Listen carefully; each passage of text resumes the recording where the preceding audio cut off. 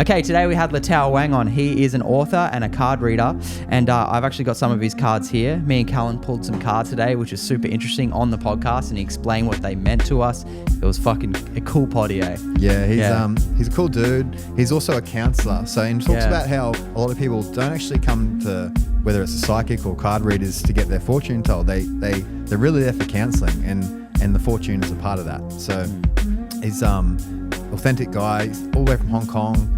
And it's cool. It just really breaks down what is a card reading for the people that even myself years ago was like, what is this woo-woo shit? You know, but there's a system to it. And, and he went through astrology and explained the planets. And now that I believe that the universe is constantly talking to it, it's just the way that the universe talks to you. That's the way you got to think of it, right? So we're in a big magic world.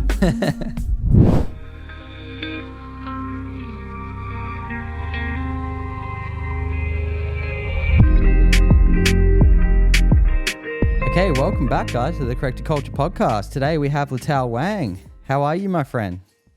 Hi, hello, guys. Thank you so much for having me today. Very good.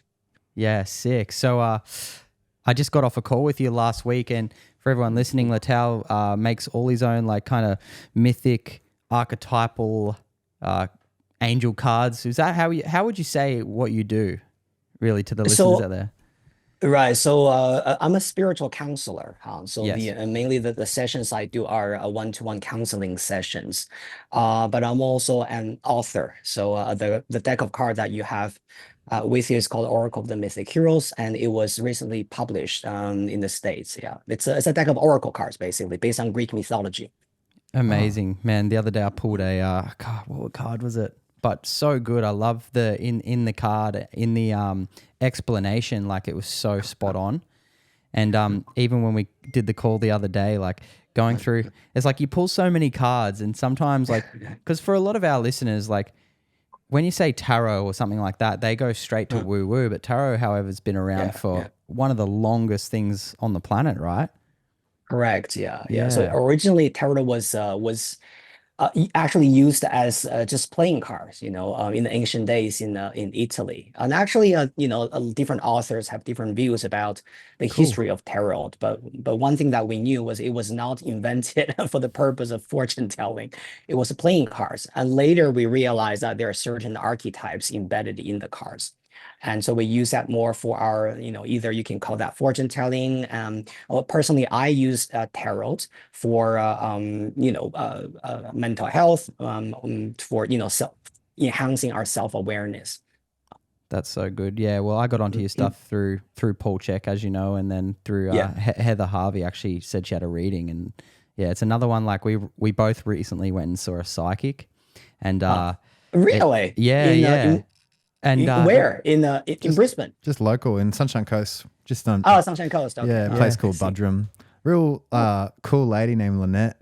And she's not the archetype. Well, she sort of is in her own way. She's not. You wouldn't say that she's the archetype of the psychic fortune teller. She does tarot and that whatnot also, but she's got the little shop with the candles and the jewels and that sort of stuff going on there. So in that sense, she is. But herself, like she's just a cool chick, man. But okay. She just said some crazy accurate things. And my actually roommate went and saw her yesterday, and she goes, "What's spirit gym to you?" It's like, I need to do something called spirit gym and stuff, which is Paul's new thing, which she wouldn't. That's crazy. Yeah, I know, man. I know. And straight away your mind starts thinking, all right, has she got an Instagram and sussed this out, or has she gone on Facebook, like inspected these people? Yeah. But there's just been, she'd have to be the best ever at that, because they don't even tell her the name, they just rock up and say, well, my name's Aiden. No last name, nothing. And you can tell when you're there, it is just off the top. Like you walk in, there's no big plan of what she's going to say. It really is just coming out of her in a natural way. And that's, I feel like we've got a pretty good judgment of when people are telling the truth or not. And we know that's definitely her telling her truth. So it was pretty amazing to hear that. Yeah. Actually, in my early days, one of my, I would say, earliest, astrology teacher was in Australia. Oh, cool.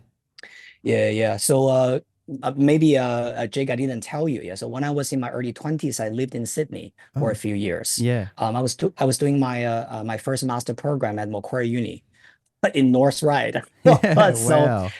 yeah, and that's the time when I met my first astrology teacher, and he had a shop in a neighborhood called Newtown or Mm. Erskineville, Yeah. something, yeah, like that. And so that's how I, encountered him. That's where I encountered him and started to learn astrology. So my early days training was very much in Australia, Yeah. actually. So, and I know you guys have some really amazing readers. Yeah. Mm. Yeah. So how did you first get into this stuff? Like, take us back to when you were a kid. Mm. Like, did you have like a deeper sense of connection back then, or were you just kind of like, what were you really drawn to? Like, what was the turning point in your career where you're like, this is what I want to do, and what kind of led Mm. you into that? There were several turning points actually, Okay. but when it comes to my childhood, I had no idea what astrology was, because I grew up in a very, very traditional Chinese family, and the stereotypical, the Chinese parents thing, right? It's all about your academic excellence, and you got to go to the good university. Either you become a doctor, you become a lawyer, or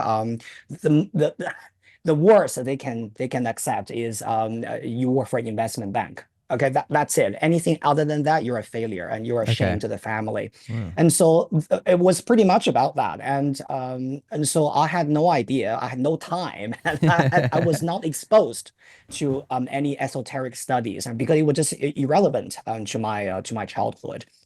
And my first encountering with astrology was in Sydney, actually. And I was already towards the end of my master program. And it was just one day I was just ambling down the street with a friend in Newtown, and we saw the shop, the fortune teller's shop. So it was kind of like weird, kind of like, Yeah. there was I still remember there was a skull. Mm, Yeah, you can see a skull from outside. I was like, wow, what this is? Yeah. mm, So we walked in, and that's, there was a guy there, and he said, do you want a reading? And because I was such a broke student, I didn't have much money because I was doing my degree, right? I didn't Yeah. have a job, and I said I only have $20. I Mm. said, if you can do something, that would be great. Otherwise, I'm just here to check it out. And he said, yeah, no problem. 10 minutes reading, I'll read something for you. And that was the starting point. And I remember I was really fascinated by the system that he was using and the cards that he was using. Of course, I didn't know how those cards were read, but a lot of things he said resonated with me. And even for the things I didn't resonate with, about 2 to 3 months later, they all came true. Wow. So that's how I realized that there was something beyond what I know, and it was just very interesting to me. mm. And so slowly I became a regular client there, and I became a student because he said one day, he said, Letao, I think you're talented. You should study this. And so linking this to the oracle of the mythic heroes. This is all about Greek mythology and Roman mythology. And so my first astrology teacher, the guy in Sydney, he was very much of a mythologist. So all the astrology knowledge that he taught me was based on the ancient stories, right, from Iliad and Odyssey by Homer. And so that's how to me, it was almost like a gate opened in front of me. And I never felt that much, enthusiasm Mm. and happiness, right, when I was looking at these things. But that was the first, discovery for me. But of course, in my mind, I was still thinking, but this is not a career, Yeah. right? This is a hobby, right? Mm. You find it interesting, you do it as a hobby, you still need to find a job and blah, blah, blah, because sometimes it's about expectations from your parents, sometimes it's about this expectation from the society, and also maybe expectations from myself. Because when you grow up in an environment where everyone tells you what is excellence, and naturally you tend to believe in that, and you think, if I'm not that, then that means I'm not doing well. And so pursuing a spiritual path was never really in my mind until I was 29, even though I was studying astrology and all that, right? But I was working literally in a bank. Mm. Yeah. And I hated it. I hated it. I, Yeah. I just hated it, but I wanted my parents to be proud. And of course, Mm. because I was always living by myself, so you gotta pay your rent, you gotta, be responsible for your own spending. And that was the most, for me, that was the most a sensible choice. come on, you cannot change your career from being a bank, wearing a suit every day, right? You go to the International Financial Center to work, and then you become a fortune teller. What the hell is that? Mm. But nobody would allow that, right? And so, but I was miserable inside. I really felt I was dying every day. And Yeah. at my 29 or 30 years old birthday, I was, having a just with a really good friend, the two of us. And I literally burst into tears. I said to him, I said, I feel miserable. I don't know, like what, I can't imagine myself doing this until the day I die. It just is not who I am. And I think that was the second turning point is when I realized that I have to take this seriously and I can't keep lying to myself that I can be a banker and this is just a hobby because that's not who I am. Yeah.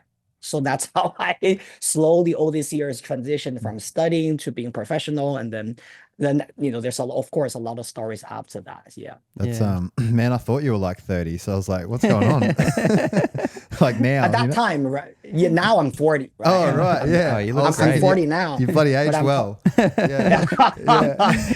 Well, it's the camera. Yeah. I'll have to ask, Yeah, man, yeah. like if your parents are still around, how are they now with your choice of career? Uh, well, I for many years actually I didn't tell them. And now they know, of course, yeah. Yeah. But and I would say at least for the first 3 to 4 years, I couldn't tell them, and so they thought I was still working in a bank. Yeah. And my father, I remember in my early days, my father kept saying, why can't you work for JP Morgan? I don't know what's the deal. He just loves JP Morgan. He wants me to work there. And I was, of course you have to. Well, I'm not proud of what I did, but I had to lie. Yeah. Yeah, it's all good. Yeah, I'm looking for position there. Blah blah. But I was already doing cars and astrology readings, and it was back in 2000, maybe 17 or 18. I had a different another revelation. I wanted to properly pursue my second master degree in counseling, because during my early days, right, as an astrologist, I realized that what I was really interested in was therapy. Mm. I did not just want to do predictions for the future. And I realized the reason why clients want to come to me is because they're looking for counseling. They're well, of course, some clients, they are just purely seeing this as a entertainment, right? They're asking about their future. But most clients that I have a great relationship with, they're looking for counseling. But I cannot counsel people without properly studying it. And so I went back to university, and at that time, I told my parents, I said, I'm going to do a second degree. I'm not gonna quit my job. I'll be doing part-time, in the evening, and during daytime, I'll still be working.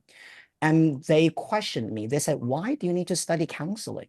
Like you work in a bank. Like that has nothing to do with your career. And that's when I told them, I've always been doing this, and this is a way for me to enhance myself. Because I Was want to counsel clients, yeah, in a proper way, right? Was that a big was that a big thing, like a big weight off your shoulders once you told them that this is really who I am and this is what I want to pursue in life? Or It was, but it also, I had a lot of frustration because I guess deep down I really wanted my parents to be proud of what I do. yeah. I think that's what I really wanted. And the reason why I didn't tell them for many years was because I was afraid that their reaction would be, oh, why would Yeah. you do that? Right. And of course, when I was doing my bachelor degree, when I was 18, 19, at least for 2 years, they supported me financially. Yeah. Right. So there's also a part of me feeling I owed them, Yeah. right? They gave you money, sent you to university, and yeah, so there was a lot of internal, either you can call that guilt, or you can also say it's also frustration on my side of feeling, why can't you just acknowledge who I am? And Yeah. So even when I told him I was doing the degree, my father was not very supportive. He thought I was wasting money. I said, but I'm not asking you to pay for my tuition fee. I'm Yeah. paying this myself. I just need you to verbally telling Yeah. me that go ahead, right? We support you. We're happy for you. We hope you are, you get it, right? You get the degree. There was nothing. So Mm. he just felt that I was wasting my time. He felt I should have used that time to work more, earn more money, Mm. and be promoted, whatever that is. Yeah. But I think it was also around that time I had a very serious conversation with my mother, and I said, this is who I am. Like I'm not saying I need your help or I need you to, hold my hand and say we're proud of you, but because this is just Chinese culture. Yeah, Chinese parents Yeah. don't do that, so I'm used to that. But at least just be emotionally supportive, Mm. right? It will make me feel better. And my mom actually understood it at the very beginning. And she said, all we want you to know is that you can support yourself. See, we don't want you to leave a bank and go to some kind of woo-woo career and then you can't earn money and then you just destroy your life. Yeah. And so I understood that too. Yeah. But it took a while for us to have this mutual understanding until I was the one sending them money. Yeah. And then they understood that, okay, so you're doing well, you can support yourself, so we shut up. But still, for about 2 years they didn't tell anyone. So my mom actually has a great relationship with her relatives on her side, my aunts and my uncles. For about 2 to 3 years they didn't know I was doing what I was, even though they Mm. were asking my mother, how's Letao doing, how his job. And I guess they were also feeling a little bit insecure. Mm. So it was a lot of family, culture stuff, right, involved. But it was a long time for my parents to finally acknowledge what I do and support me. Let's put it this way. Yeah. And so when I published Oracle of the Mythic Heroes, Yeah. they were very happy. Yeah. Yeah. Yeah, cool. Because would you say in the Chinese culture, and I know it'd be similar here in the sense of entrepreneurship wasn't ever was never talked about when I was in school. It was never entrepreneurship. Mm, Your version of the bank was go get a trade or go to university and become, because yeah. trades make good money in Australia, right? So it's like, Yes. Yes. so if you're Correct. an Yeah. electrician or Correct. something, it's like go get your apprenticeship and Yeah. or you go to uni and do something like that. Mm, But no one ever spoke about creating a business. Like, and that's what you've done now, like when you got your own things. yeah. And it's Yeah. funny how they end up generally making you more money than the original plan that your parents want you to do, or Yeah. Yeah. stuck in Yeah. that. What would you say it is? I'm so curious about that, man, with Chinese culture, because that's what you see in the movies and whatnot, right? Mm. What do you think that stems from? Is that thousands of years or what would you say? Um, and I mean, entrepreneurship definitely was not something I was taught, at least when I was a child, Mm. not in school and not in a family environment. Mm. And I think, well, because China used to be very a communist, right? I mean, now still a communist country, but in the old days, everything was owned by the state. So Right. you don't really have your own business, right? Because the Right. state tells you what to do.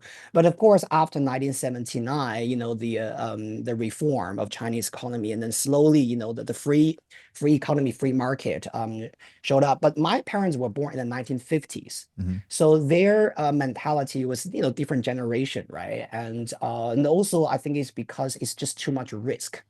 Yeah. They want stability. And both of my parents actually work in a well, my mother is actually in the army, so they're definitely not entrepreneur types. They have someone they listen to, and Mm-hmm. they they do what they're told to do, and they have an amazing life. They're given houses, they're given all the allowances from the army and things like that, so they're taken care of. So they enjoyed that benefit, Mm. not being an entrepreneur. So I understand where they come from, Mm. actually. Yeah. Mm. Yeah. That's cool, Yeah, well, man. I had a similar thing. Like, I remember my dad took me to work. He was an earth mover, and he was Oh, pretty successful. He took me out, and I remember I did like 3 hours, and then I had to lie down in the back of the car and sleep. And I remember my dad told me, I was probably like 12 years old or 13 years old, and he's like, man, you got to harden up. Like, you got to work harder. And he later apologized in life. He's like, I'm so sorry I did that, because he's like, uh, he goes, I didn't understand at the time that you wanted bigger or better or more for your life. And he's like, I'm really mm, sorry about that, Jakey. You know what I mean? Like, and I mm. think a lot of people can relate to what you're saying with like, parents really can, they only know what they know. Yeah, Like they yeah, only know what their parents taught them. And absolutely. Yeah. it does take a real hero's journey to step out of that and be like, Mm, okay, well, what's my soul calling me to? mm. And what Yeah, am I yeah. here for? What's my divine purpose? And you're a perfect example of that. I'm holding it right here. Yeah. Why'd you choose Greek mythology, man? I loved Greek mythology growing up. Yeah. Yeah, yeah, yeah. Actually kind of, I'm really jealous of, kids, living in the West because that's what you study in school, right? I mean, Mm. the teachers will tell you the stories, but in a, I mean, I grew up in China, but we don't even study Chinese mythology because No. it was not considered academic enough, if you know Mm. what I mean. Yeah. Yeah. So yeah, and but anyway, so Greek mythology was like what I said earlier. When I encountered my first astrology teacher, he was a mythologist. And so all my understanding about astrology, the planets, right, in the sky were based on those stories. For example, when you study the planet Saturn in astrology, my teacher would talk about the stories of Cronus, because Cronus is actually the Greek name for Saturn, right?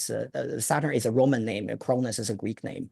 And he would tell me the stories about the god Cronus, and he would ask me, so what do you think Saturn as a planet um, means in astrology? So my studying of astrology was very much based on the stories, and I love stories. Yeah. Mm. And so when I, penned the book, you can see the first chapter is a storytelling from my own rendition, and the second part is actually a counseling case that I put in there, because I really feel that people learn more from listening to stories, and they also it's more personal, it's easier, right, for people to understand rather than just putting all the theories there.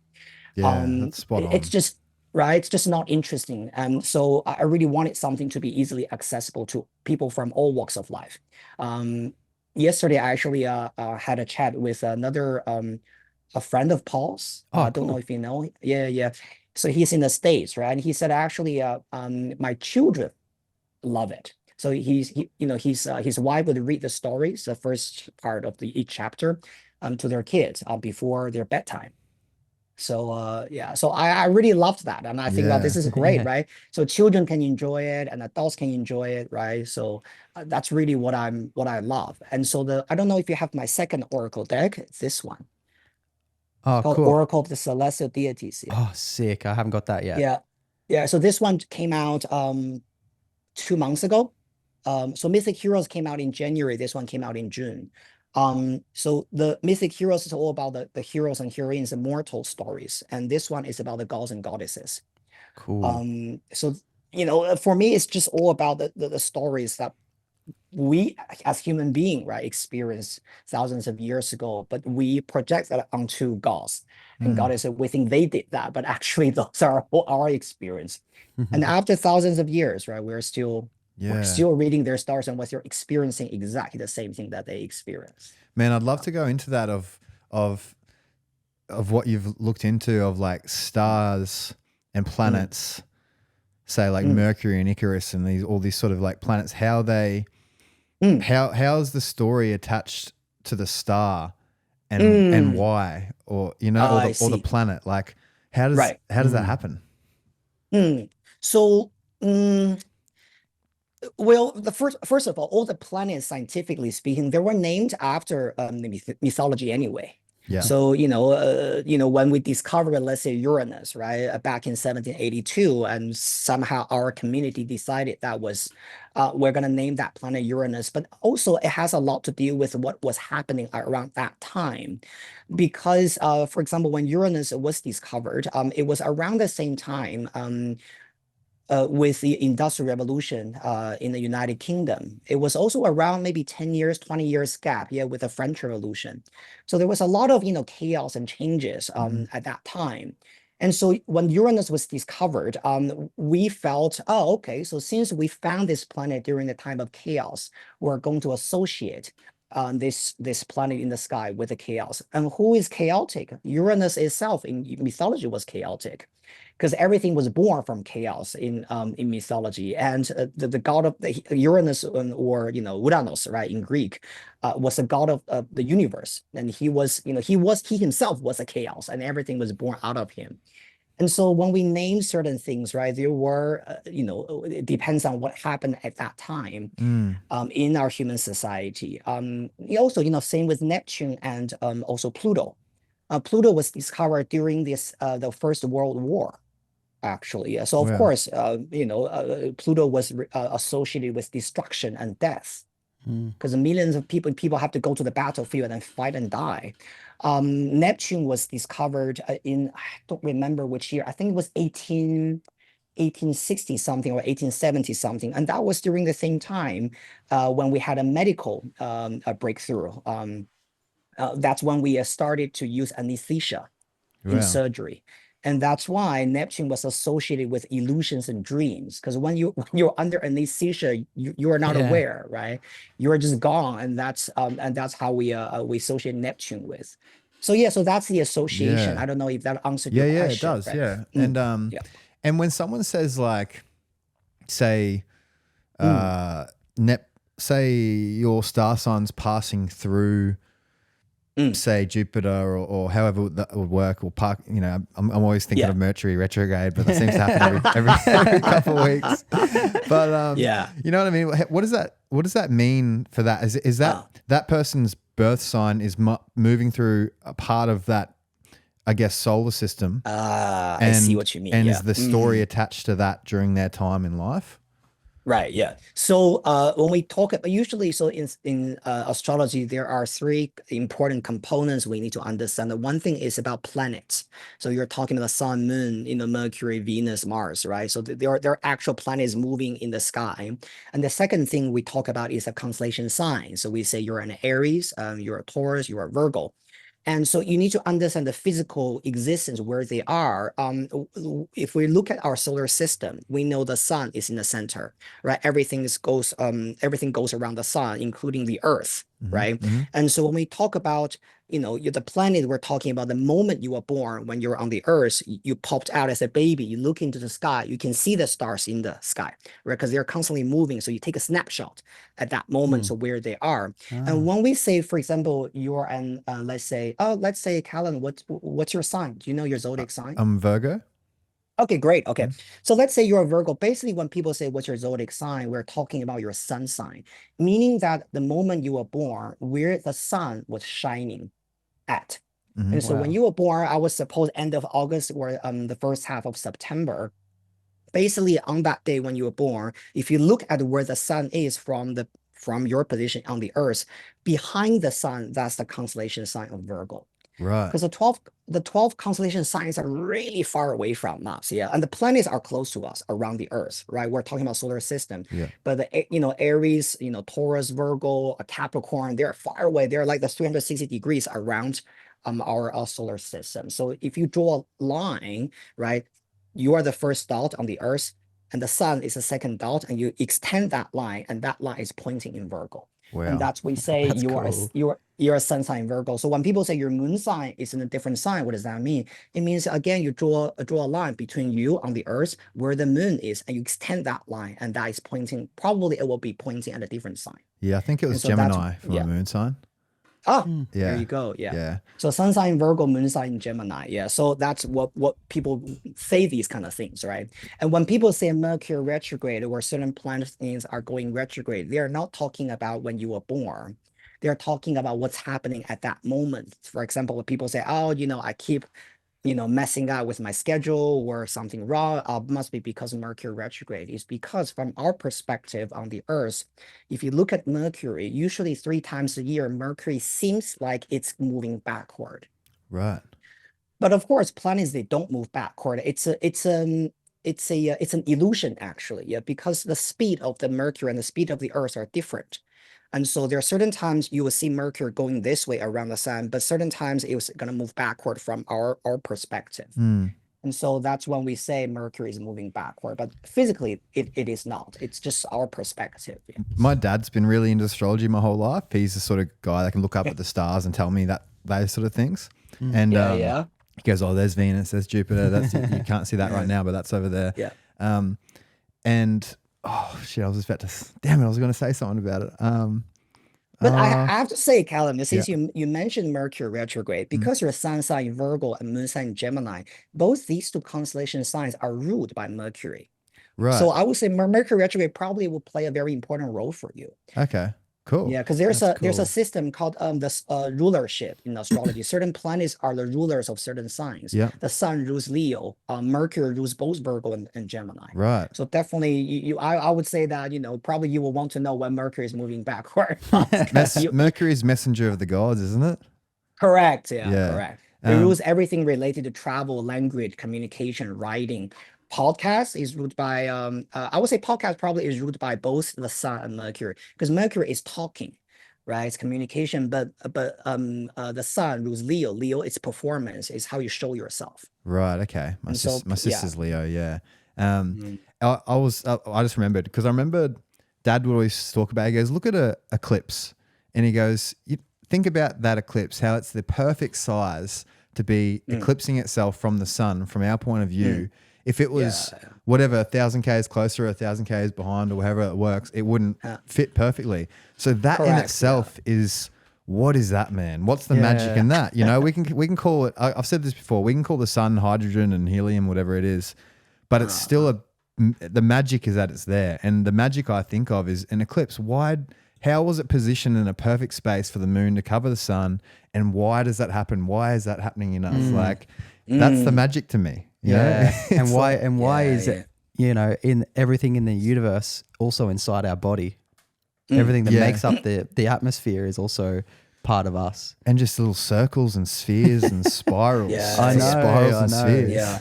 So what you guys are talking about, right? It's I call this the cosmic regularity, right? So you're talking about human being, what our body is composed of, right? Or our earth, the trees, the animals, what's happening in the sky, the air, everything actually they're just the same from the perspective of the universe. The universe kind of like making different things and put them there, and we're just a part of that.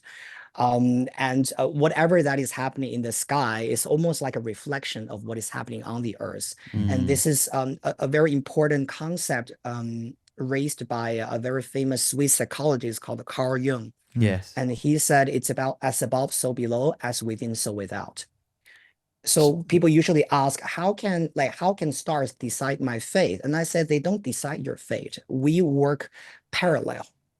It's like a reflection. What is happening in the sky naturally at the same time, that's what's happening on the earth. But we don't decide each other. We don't control each other. It's just sort of like synchronicity. They're synchronized happening at the same time. Yeah. What That's cool. Have you thought about, I'm sure you have actually, it's your whole life's work. Well, I've thought about when you pull a card, is there a way in your head you've sort of justified or try to make sense of like why did that card get pulled and what was the force in that card being pulled over that card being pulled? And how is it not just complete random? Do you know what I mean? Because that would be what someone would view it as. Interesting, because there's nothing random anyway, I think. The reason why a client would choose that time to come to me to ask me that specific question, there's no randomness in there. Of course, you can say that's random, but it's also it's just what's meant to be at that moment, why we did certain things. And that's why I don't have regrets. Rarely do I have regrets, because if you think about 10 years ago, why did I do that? I could have not done that, right? Then things would have been different. No, because at that time you were who you were. You made that decision based on your knowledge and your understanding about your life, and then that's what you did. And so there's nothing to regret.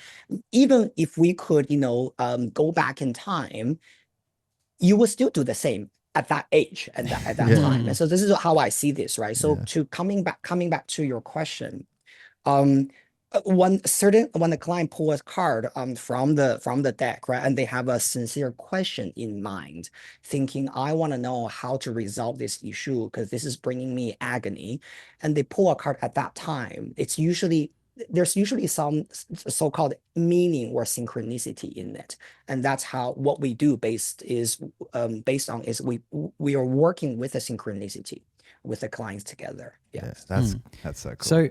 So for people who buy the cards, I'd love to just open this up. So this is Oracle of the Mythic Heroes, guys. And if I was to open this up and I pull out the book and then I get the cards, and what would I do next? I would shuffle them. You can well, first of all, you can just go through the cards one by one if you like to see the cards, right? Yeah, just to get familiar with the connect to the cards. And then I was gonna get one pull one each today for me and Callan. Cool. Yeah. So I'll just give him a quick shuffle. Because like in Spirit Gym at the moment, they're teaching us how to Paul is teaching us how to really connect with your intuition or your soul or source, whatever you'd like to call it, God. Right. So would you, when you're pulling these for your clients, do you just put them out on the table, just spread them? Just fan them out. Yep. Yeah, you can fan them out. But before you pull, you have to really have something that you're seeking. Okay. Right. So it doesn't have to be something really serious. And usually I tell my client, you can do this every day in the morning before you go to work. You just ask the card, what do I need to know about my day? Because I want to be productive. I want to have a great day, right? I want to, do my best. What do I need to know? And you just pull a card. And that daily practice could be very useful. And usually by the end of the day, you reflect on your, what your day has been, and you think about that card, and more often than not, you will realize, oh, that's what it means. Oh, that's fun, man. That's fun. It's fun. I was doing a mandala yesterday, and I started just doing it, and I got halfway through it, and then I was like, I'm going to pull a card, and I was doing the Giant Rider weight deck, and I pulled the card, and I pulled the Lovers card, and what I was drawing was the Lovers, dude. It's like almost identical. Wow. And I was like, man, this is crazy. What's going on, eh? Yeah, I know. Yes. I know. Yeah. It's just magic. Yeah. It is. It's magic. Yeah. So pull a card, Callan. Okay, I'll pull a card. But I got to have the intention beforehand, right? So Yeah. Think about, something you basically it's about, why do I want to pull a card now? Okay. What kind of things am I looking for? Yeah. Okay, cool. And do I just, in my own head, I think about that? You can share with us. Yeah, share Well, I was just thinking about just then Body Workers University and I guess the subtle, would you call it fear or subtle? Like it's a lot of, I'm creating this online program. It's a lot of work and it's going to take me a long time, but I want it to do well when it launches. And I do believe it will do well, right? But that's still, there's still that devil on the shoulder, like, uncertainty, right? Uncertainty, and is this is this what I want it all to be? So that's pull a card. Cool. Yeah, let's pull a card. So, this is fun. Yeah. So I'm looking at this one here. That one stands out to me. Insecurity. We just talked about that. We just said this is the Anira. Okay. I'll just going to quickly show the camera for people on YouTube. I'll get a little closer to it. Yeah. That's so funny.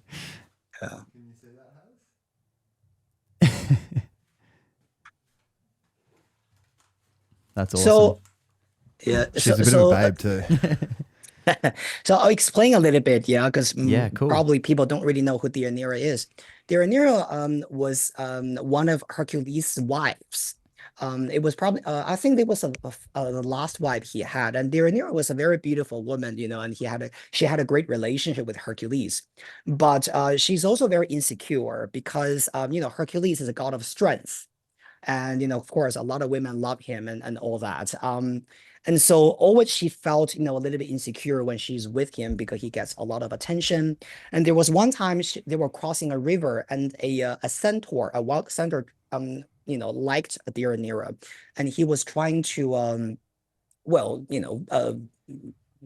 take her away, right, and do some naughty stuff.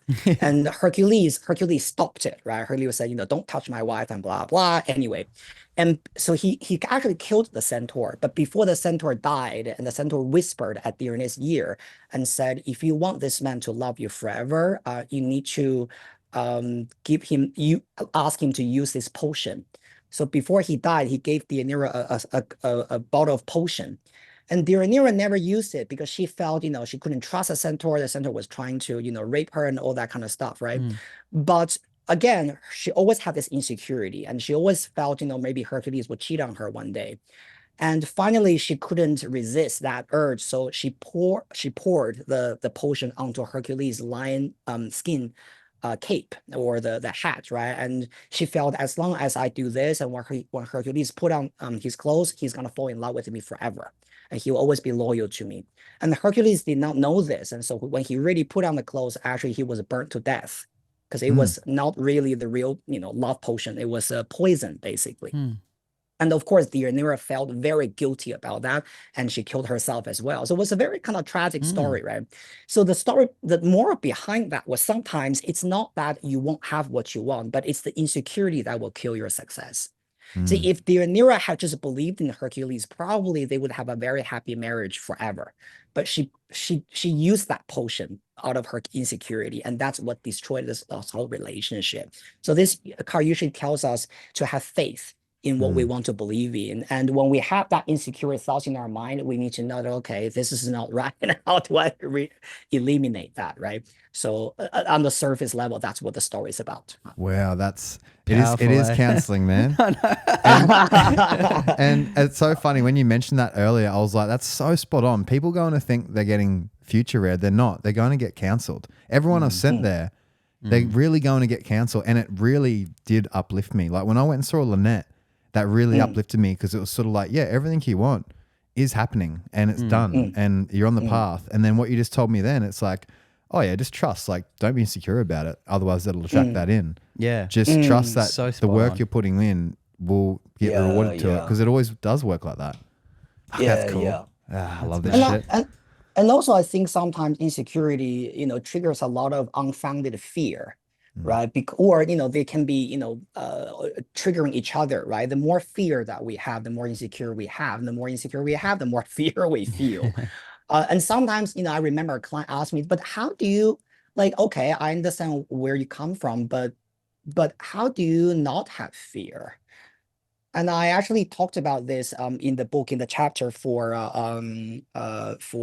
Penelope, and that chapter is called Faith. And I said, well, because fear is not the absence.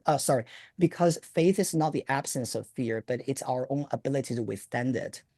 And so I guess in our life, we all have insecurity. If you tell me that you have nothing to be insecure about, probably I wouldn't believe you. But it's not about how am I getting rid of that, but it's about I have insecurity, but how am I going to work with that, right? And I think that's really the point. I have insecurity too, to be honest. Yeah, I think we all do. Yeah, I think it's part of being a human. Hey. Yeah, 100%, Yeah, that's really that was awesome, man. All right, I'm gonna put this back into the deck. All right. And then All right, I'll pull a card. I'll shuffle. Yeah, shuffle them for me. Yeah, shuffle again. Yeah. Oh, this is fun. Has no one done this on a podcast with you yet? We've done that once. I think with I was with someone in the States, but we didn't pull cards for each other. We did this for our audience. Okay, Cool. So we just say, okay, for everyone who's listening, let's pull a card for them. Yeah, yeah. All right, they're all ready. All right, I'm gonna. All right. Okay, what's the question? My question is, am I on my true, authentic path? Yeah. Okay. Yeah. Okay.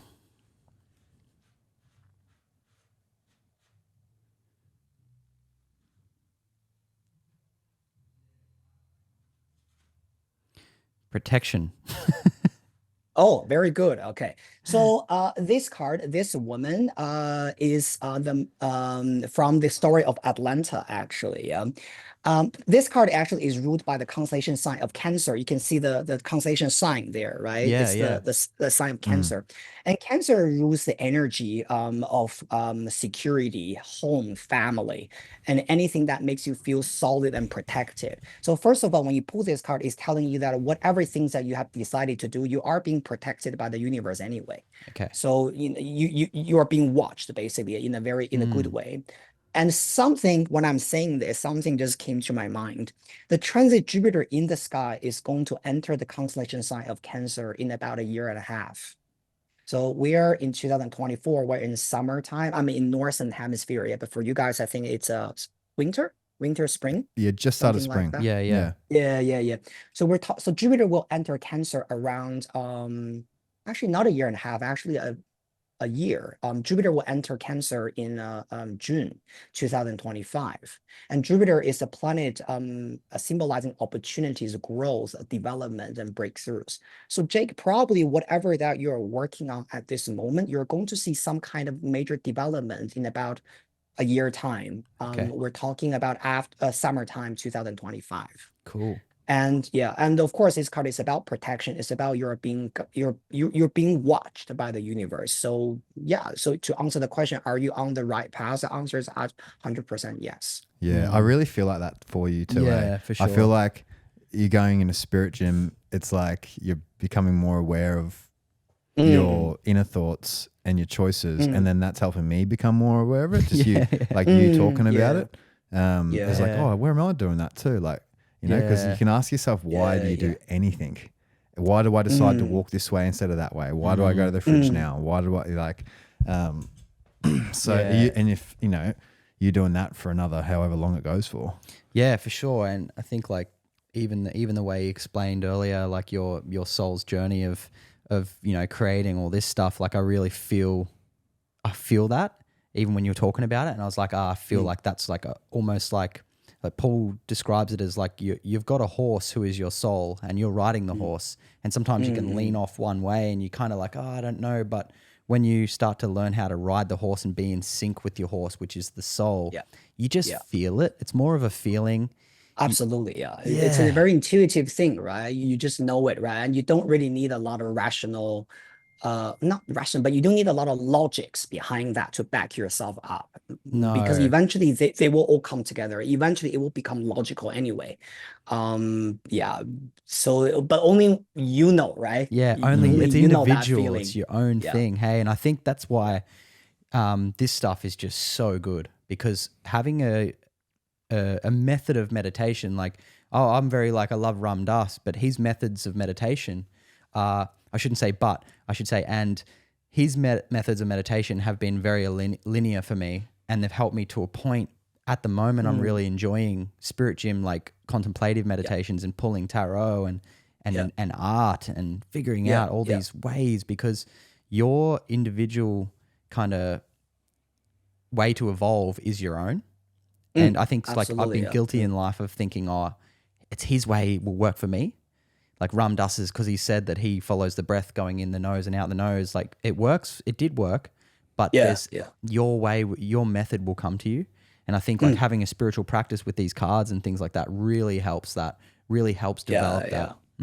Yeah, it's 100%. It's like a physical reminder to reflect when you see them, isn't it? Yeah. Yeah. That's the purpose, right? I mean, also they don't have to be cars, actually. Of course, cars, it's very, when we created them, right? It's, we went through a lot of thinking and what would be the best. Sometimes you can just easily get that message, right, through different channels. Yeah, I don't know if you guys have similar experience. You might be just walking down the street and you see a sign of a shop, and you realize that, wow, I was literally thinking about something yesterday, and this reminds me of that. In the ancient days, our ancestors, at least in Chinese history, they used to read things from a turtle shell. On the beach, there was, because turtle shell has different patterns, right? So they will read that and think what that means. And so I think these messages are just everywhere around us. Yeah. It's always whispering. The universe is always whispering. Absolutely. Yeah. I spoke about it. We went to a talk in probably like a few months ago now in Brisbane, and then it was a talk where it was like graphic design or something, wasn't it? I don't know. It's something that we didn't really relate to in the sense of it's not our career or job or path, but I was like, all right, why are we here? What do we need to learn from this? Because there's a reason why we're both here right now. We got free tickets to this really expensive thing. And then I just started looking around for signs, and then I looked literally like within 1 second, I looked to the left, and there's a QR code for someone that I guess wanted to stream it, but it said join the discussion. And then to the right, it said talk. There was a word that said talk. I don't know why it said talk, but it was this word that said talk in the far right. And it was at a time I'm like getting really keen to talk on stage and like move towards the join the discussion, talk. And then we ended up doing our first proper big speech like a month later. And then I'm doing one this Sunday actually. And I was like, oh, that's it. That's the fun part. That's the fun part. Where else are these signs? Like we could look in this wood grain right now and see what we can take from it. You know? Absolutely, yeah. Like that's a crocodile right there. Yeah. Now, even, when I look back in my 20s, right, why did I, go to Australia and why did I go to Macquarie Uni? Because I'm not doing what I studied, because I was studying translating and interpreting at that time. Yeah. And, now I don't think it's that important. But at that time, I was trying to get a accreditation called NATI. It's a national accreditation for professional translators, right? And now I'm not doing translation at all.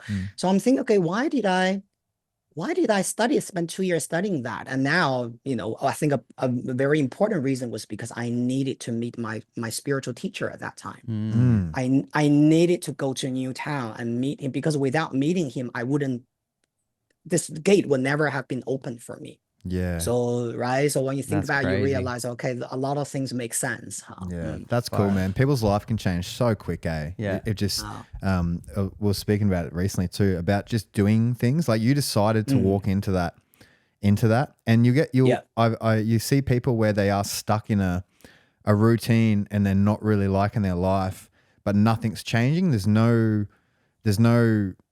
let's go try this, or let's go try yoga and see who I meet there, even though I don't want to do yoga, or whatever it is. Like no opportunities for the universe to sort of intervene in their life of the whether that's just like the 9 to 5 and then going and drinking beer and watching TV and going to bed, instead of like trying something new. And I've realized how much trying something new really does open up doors that you can't foretell straight away, but eventually you realize, oh, I'm only here because I met that person 3 years ago there who introduced me to that person, took me to this event. And Absolutely. Now I'm here. Absolutely. Yeah. Like it's cool like that, man. Only in hindsight, right? You realize why you tried that, and that usually that experience can be useful even in the smallest way. Yeah. Yeah. Man, what I'd like to ask you too is, how do you blend you pulling the cards and taking the traditional meanings from it and integrating your own intuition into the person that's in front of you right there? So counseling definitely is a two-way conversation, right? So it's a little bit different from a traditional life coaching, because coaching is more like a teacher with a student. The student is listening and the teacher is talking. What I do is I actually really encourage my clients to talk, because I want my clients to be a part of this session, instead of just me, blah blah blah, I tell you what to do, right? Because that's not what I really want to do anyway.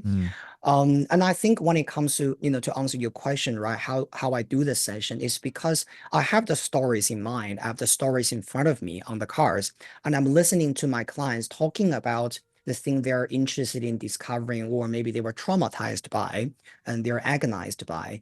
And then that's the intuition part, coming in and blend all these things together, and you will understand why, okay, these messages are there. So it's a very much sort of like a two-way conversation.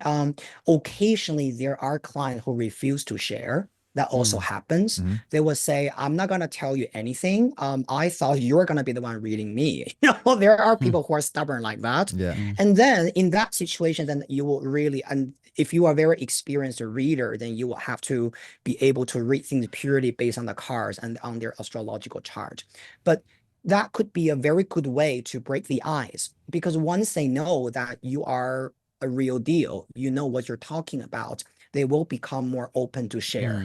And then that's really when the counseling starts. Yeah, that's cool, man. It's magic. And if people really want to like get in touch with you, because I did I mean it's awesome, man. It's cheap. It's 170 Australian dollars it cost me to do 45 minutes or whatever with you, and it was awesome, man. I got so much clearness out of it, especially at the end. There's something you said about the shark in the depths and coming up. So for all of our listeners out there, if you want to book in with Letao, where can they go? Have the website is So they can go on my website. It's www.thehealingkingdom.com, and they will be able to reach me either by email, or they can, if the client is in Hong Kong, sometimes Hong Kong clients can be very, like, are you available like within the next 2 hours, right? So some, they have urgent requests. And personally, I don't like to do urgent things because you can't do counseling, for something really urgent. But they can reach me by phone as well if they have something they want to inquire in an urgent manner. Yeah. Cool. And that's where they buy the cards and everything like that. I'm going to buy some. Right. So for the cards, so on my website there is a link, for purchase, or they can just go directly onto Amazon. Yeah, that's where I got mine. Right. Is it? Oh, by the way, I actually wanted to ask you, did you buy from Amazon.com or Amazon Australia? Amazon Australia. Yeah. Oh, okay. Yeah. So okay, good. So for our Australian listeners, maybe they can purchase it directly from Amazon Australia, because I know these two decks, including the Oracle of Celestial Deities, they're available on Amazon.com and also UK. Cool. Cool. It's such a good thing to have on that morning coffee table that we all sit on, because in Australia, coffee culture is big. Yeah. Like you wake up, you sit down, you have your coffee in the sun. But if you have those cards there with you, it's just an addition to most people's households. Oh man, honestly, I can't thank you enough. Like I live with roommates and stuff, and some of my roommates are not like open to this stuff, and I've got them pulling cards and like it's friggin' it's awesome, man. Actually, you know what? Actually, I would recommend that if you are not opening to let's say pulling cards and things like that, just read the book. The book itself actually could be something very, very easy to get into. Yeah. So see that just as a book you're reading rather than a woo-woo, tarot cards, right? So, and if you love the book, and then slowly maybe you can try, putting the cards and see how that helps you. Yeah. Man, the teaching, like what I can't remember what card I pulled, but it was fucking spot on.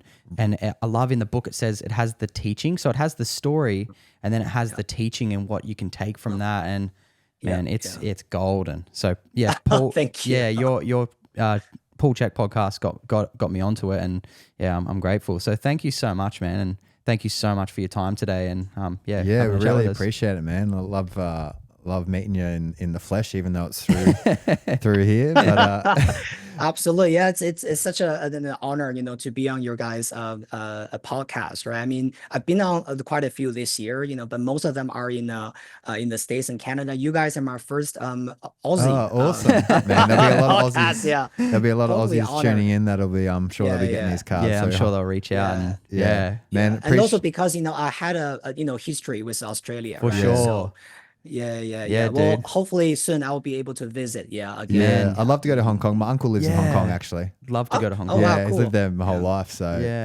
he loves it. So I got to go check it out. Isn't it like one of the highest? Like people live a really long time there. Yeah. So we have a very big expat community. Yeah. Awesome. It's crazy. Well, if we ever come out, or you're always welcome if you come out to Australia, or we'll do an in-person podcast and show you around. And at the Sunshine Coast, man, it's beautiful. Noosa area. Yeah, beautiful beaches. And so always welcome, man. Yeah. All right. Much love. Thank you so much. Thank you. Yep. Thanks Have so a wonderful much. day. Yeah. You too, brother. Bye. Catch you.